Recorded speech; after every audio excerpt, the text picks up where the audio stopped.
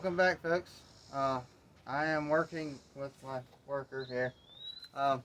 If you are trying to deal with hoses on your Bobcat and trying to put them in without using a rope, this is not my suggestion. This is my worker's suggestion. Go to your local hydraulic shop. If you got one of these plugs here, that's I can't remember the exact name for it, but if you get a double-sided, you can put your hoses on both ends and pull it through. It makes it twice as easier. We're getting ready to do that. That's why this new hose is sitting here.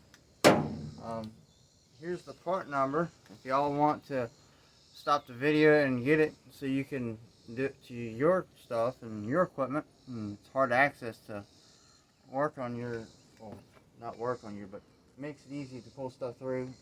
Small areas you can't pull through. And twice as simple. We're going to get ours done. If you want to catch us on the next video with him in the video, you never know what we're going to be into. So catch us on the next one. We'll see you next time.